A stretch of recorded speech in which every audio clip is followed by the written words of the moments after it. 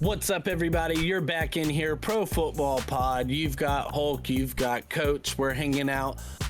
Season previews for you. NFC South continues on. We've got Atlanta Falcons for you today. So hit that dirty bird with us one time. Subscribe for us. Hit that notification bell. At 500 subscribers, we're doing a jersey giveaway to one of you lucky fans. We'd love for it to be a Michael Penix jersey, maybe. See how you guys feel about that? Possibly? No? All right. So we're going to get into that a little bit here for you as we move forward.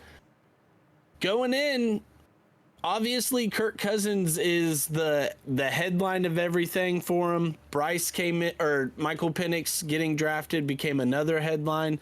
Outside of those two, I actually really like what the Falcons have done here, including the hiring of the head coach there with Raheem Morris, bringing in Zach Robinson as his OC. I like what the Falcons are doing here, especially in a division that is very winnable. They had a one-and-done head coach last year, and I think that it was mostly because of fantasy football.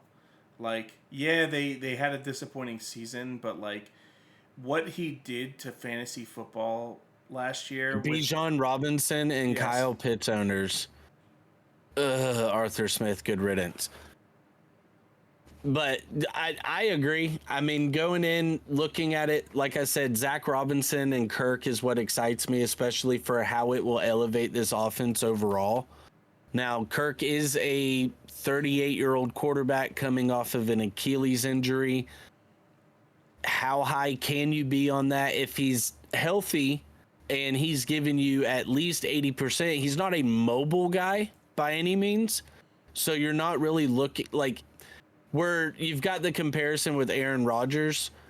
Aaron likes to kind of move around and get out of the pocket a little bit. So for me, his risk of re-injury would be higher than Kirk's. So I think that's why people are higher on Kirk as a fantasy perspective with that. He's going in the 11th round right now, maybe the 10th round if you're reaching on him a little bit, as the 17th overall quarterback. I think that's right where his value is. He doesn't have mobility. He does have a prolific set of options around him. I mean, Bijan is a receiving back. London is a top 10 wide receiver taken a couple years ago. Mooney was a phenomenal wide receiver too, with big playability for the Bears. He was just never utilized properly. Rondale Moore is the exact same thing for Arizona.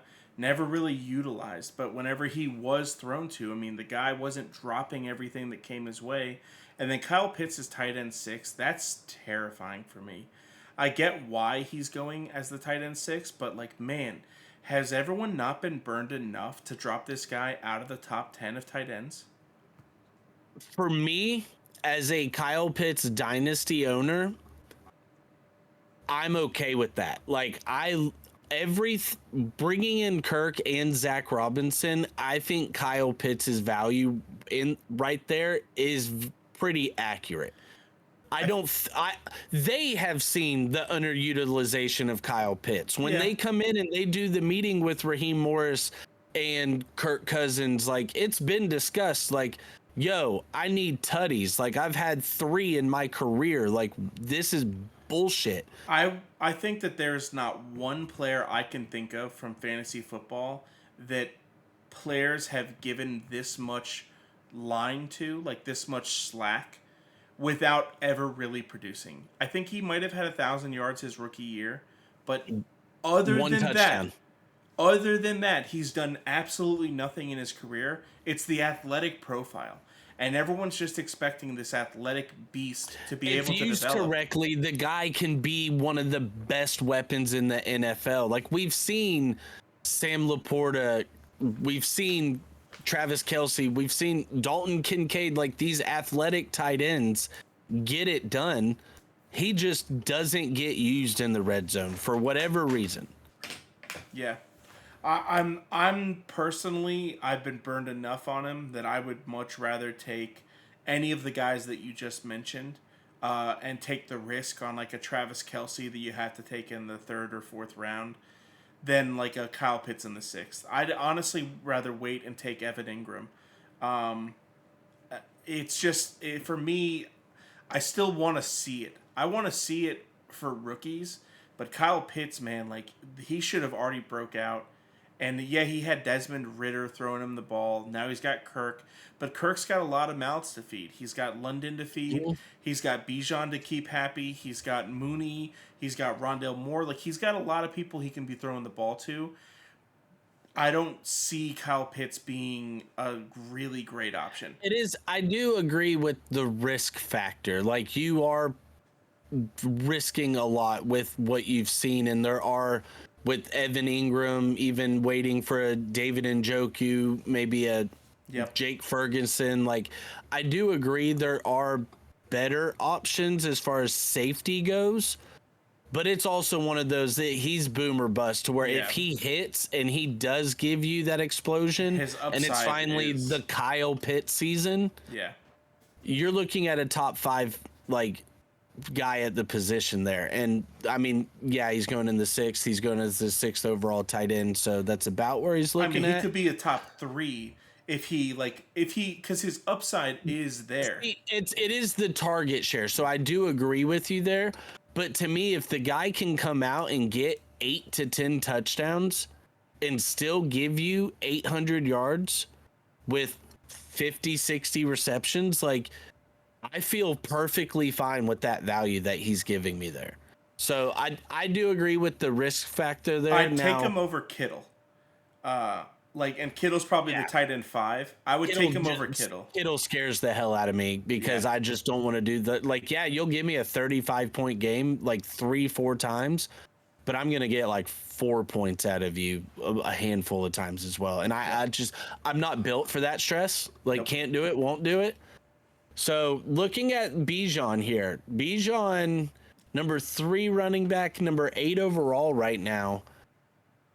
It came out today that, he kind of said that after talking with Zach Robinson, they kind of want to try to use him like Christian McCaffrey with San Francisco. The fantasy owners love to hear that. Yeah. He is another one for me by getting this new coaching staff and by getting the option with Kirk Cousins of opening up the passing game. I feel okay if you decide to pull the trigger on Bijan as your first pick, just to give yourself a RB1, potentially a RB1 that is a sit it and forget it type guy. I'm all about sit him, put him in there, and don't worry about him. I know that it's because of David Montgomery, but I still would rather have Jahmyr Gibbs this year over Bijan. And I was saying the same thing last year.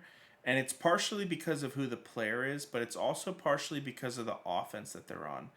The Lions offense is an offense I want a part of. For the Falcons offense, I hope that they have enough volume. Honestly, of all the players on this offense, I think Kirk Cousins is probably the one I would want the most. Because no matter what happens, he's going to see his value. If the running game is killing it, it's only going to open up him to be able to feed the ball to his 3 or 4 guys, 4 or 5 guys pretty evenly. I am a little bit gun shy on this offense, and I know that that's because of past experience, and this could all change this year, but I've just heard this all before, and I don't know. This is an offense that is a little bit scary for me to jump on. For a first-round running back, I don't want Bijan. I barely want Christian McCaffrey. Like, I think Christian McCaffrey could give us an Austin Eckler, not to that level, but like a definite regression or an injury. And both of them are like not ideal at all for the first round. You need to hit on your first round pick if you're going to make it deep in the playoffs. I get you there, and I am one of those that almost every time I end up just waiting on a running back because I do see the value with those guys and the value of having one of the elite wide receivers is much higher for what they can give you, and especially in a half-point PPR, full PPR season. But when I look at Bijan being 30 yards away from a 1,000-yard rushing season, and having 58 receptions in a Arthur Smith offense, that does give me hope for him being worth his fantasy draft position. So like I said, the argument is there to where I feel safe enough with him there. I agree. I do like Jahmyr Gibbs. If that's your flavor, I'm completely fine with that because we've seen what he looks like in that offense, and they're going to continue to feature him in that offense. Yep. I think this year he actually starts to take even more stuff away from Montgomery, and Montgomery starts to become more of that 20-yard red zone back. Exactly, which sucks a little bit, but Jahmyr's such a good receiving back. In a PPR league, that won't bother me with Jahmyr. Not at all, because he'll get enough receptions. Honestly, it won't bother me with Bijan because I think Bijan will get enough receptions as well. Dalvin Cook was a PPR fantasy valuable running back with Kirk Cousins at the helm.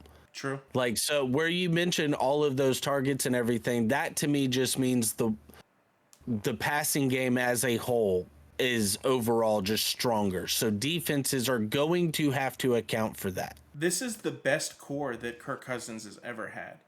Kirk Cousins is overall, used to having top to bottom, yes. He's used to having 1 or 2 targets, and then he's got to make it happen with them. Now, last year with Jefferson and Addison and Hawkinson, very solid core. If Dalvin Cook would have still been Dalvin Cook, like you were looking at. Well, Dalvin Cook wasn't even there last year. Very comparable. They had Madison, and Madison this team, was garbage. Pass catching wise, goes 4 to 5 deep. And to me, in running back wise, we haven't even mentioned Tyler Allgeier. No, I think Allgeier is a must-have if you draft Bijan. I can't believe he's going in the 16th round because I want to say someone is going to think, oh, I should pick up an Allgeier. He was very good over the first 5 or 6 weeks. Like, he was a fantasy relevant. He had as many rushing touchdowns as Bijan did with 4. 683 yards rushing now. 18 receptions on only 22 targets. So, like, they weren't really looking at him as a receiving threat out of the backfield. But for what Tyler Allgeier has given you, I agree. He is absolutely a handcuff. And when you're able to get him in the 16th round, yeah, I'm completely fine with pulling the trigger on that. Honestly, even if I'm not a Bijan owner, if I can steal him from a Bijan owner, I love that. Then that's for me. I'm always one of those to where if I can't get the starter, I'm absolutely targeting the handcuff. Even if it's just a guy to sit and steal carries from him. That goes for Jahmyr Gibbs and David Montgomery. Like, if I can't get Jahmyr Gibbs, I will 100% target David Montgomery later on. Yep. If anything, just to make the guy who took Jahmyr Gibbs throw his hat. Yeah, and make him force a trade where you could potentially steal some talent from him. Now, the Falcons over-under is 9.5. They won 7 games last year. They're the only team in this division who's projected to win more games than they won last year. Well, not true. I guess the Panthers are as well, but they only won 2. So that's not. Yeah, it's not. They're not going to project a team at over/under 3.5. That's just disrespectful. Yeah, that's how they lose some money. People are going to put $10,000 on that. 100%. Yeah. Of the teams that are actually competing and like actually had some wins last year, 9.5 seems a bit high. Like, I don't know if this team necessarily will like easily win 10 games. This division is so hit or miss on like divisional games. They lost to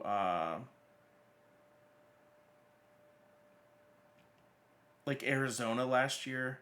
They lost to the Bucks last year. They lost to the Panthers last year. Like, the Panthers beat the Falcons last year. It's kind of a toss-up. The Saints beat them in the last game of the season, or else they could have potentially gone to the playoffs. So I think that this team does look very different, but I'm not going to go over on their win total yet. I'm going to go over.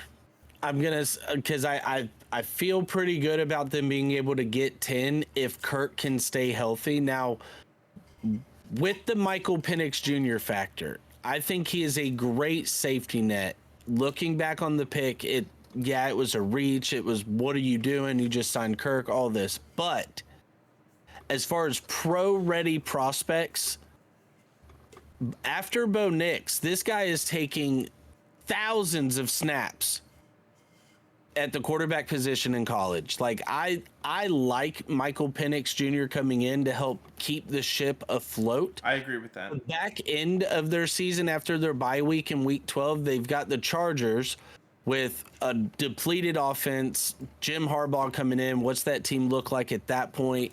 They go into Minnesota, so, you know, you're kind of hoping to see Kirk in that game for you. Then they've got the Raiders, the Giants, the Commanders, the Panthers. Like, they could finish the year out with 4 to 5 straight wins. Like, so for me, that's where I would lean the over, because if they do hit a groove and Kirk is healthy and they're firing on all cylinders, there's a spot in there for them to hit a solid chunk of wins. So I'm going to lean the over on that, because I'm going to hope Kirk stays healthy and they're able to do the dirty bird all up in the end zone. And they're the favorites in the division, and rightfully so. I think that defense is going to be improved as well. I like Raheem Morris getting a second shot at head coach. He's been a great defensive coordinator in LA for the Rams.